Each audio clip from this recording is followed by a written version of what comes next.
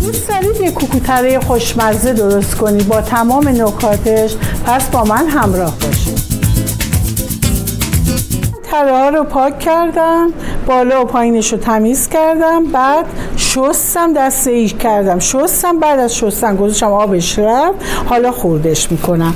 تره رو به این صورت با دستمون میگیریم، به اندازه خیلی ریز خوردش میکنیم.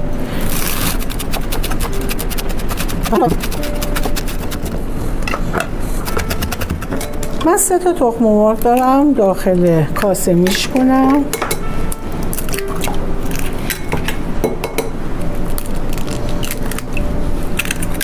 کمی با همزن میزنم. تره خورد شدمونو که خیلی ریز خورد کردیم میریزیم. اگه تخم مرغای شما کوچیک بود 3 تا کمه، 4 تا بریزید. نمک، فلفل، زردچوبه، 1 قاشق آرد. اگه دیدید چسبندگیش کمه 1 قاشق دیگه هم میتونید بریزید. در صورت اینکه دوست دارید میتونید کمی زرشک، ولی اختیاریه، اصلا توی رسیپی اصلیش نیستش، و کمی گردوی خرد شده خوشمزه ترش میکنه. همه رو با هم دیگه هم میزنیم و همین راحتی کوکوتره ما درست میشه. یه تاوه گذاشتم روی گاز، کمی داخلش روغن میریزم. موادم که آماده شده داخل تاوه میریزم.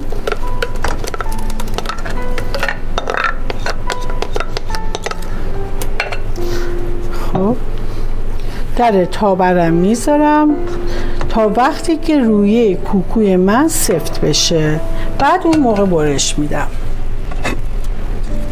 خب ما کوکویمون رو که توی مرحله رسید نگاه میکنیم. اگه روش سفت شده باشه ما کوکو رو برش میدیم، اگه هنوز سفت نشده باشه بازم درش رو میذاریم که کوکومون سفت بشه.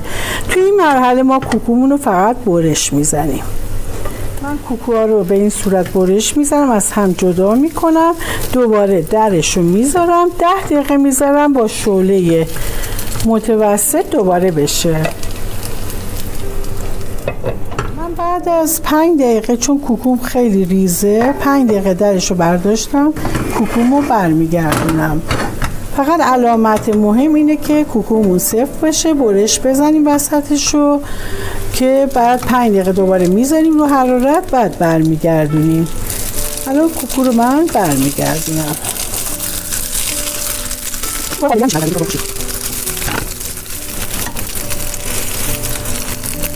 این کوکو کاملا اصلا له نشده، بسیار خوشمزه و خوب در اومد. دوباره درش رو دیگه احتیاج نیست بذاریم، فقط کمی روغن میریزم روش.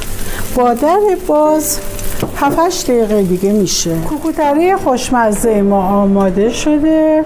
من توی ظرف سرو میکشم.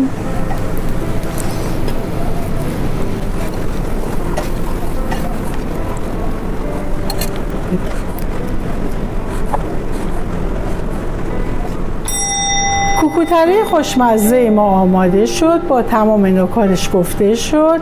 یک کوکوی خوشمزه ای هستش. مرسی از اینکه با من همراه بودید.